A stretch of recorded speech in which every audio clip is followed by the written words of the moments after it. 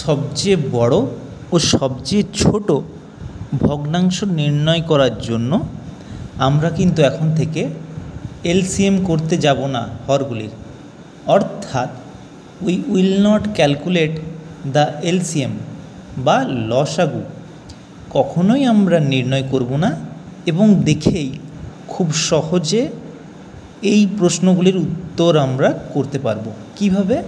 দেখুন, এখানে গ্যাপ কত ফ্র্যাকশানের? 2, এখানে গ্যাপ কত? 1, এখানে গ্যাপ কত? 1। তো এই গ্যাপগুলোকে আমরা সমান করে দেব। কিভাবে করব? দেখুন, এইটাকে 2 দিয়ে গুণ করলে হয়ে যাবে। উপরে যদি 2 দিয়ে গুণ করি, অর্থাৎ নিউমারেটরকে 2 দিয়ে গুণ করলে ডিনোমিনেটরকেও 2 দিয়ে গুণ করতে হবে। ঠিক একইভাবে তৃতীয় ভগ্নাংশটাকেও আমি 2 দিয়ে গুণ করব নিউমারেটর ও ডিনোমিনেটরকে।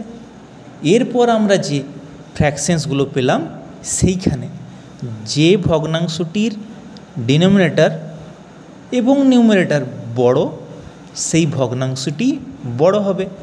কারণ একই গ্যাপ যখন থাকবে, এখানে যেমন 2, এখানে 2 ও এখানেও 2, তখন যে ভগ্নাংশটি বড় হয় তার যে ভগ্নাংশটি বড় হবে যার নিউমারেটর বা ডিনোমিনেটরের মান সমান হয়। কারণ সেটা বেশি ডিনোমিনেটরের ভ্যালুতে, এখানে যেমন 60 58 বা 58 out of 60 is always greater than 10/12। অর্থাৎ আমি বললাম, গ্যাপ যদি সমান হয়, নিউমারেটর যার বড় সেই ভগ্নাংশটি বড় হবে এবং এটা সবচেয়ে ছোট।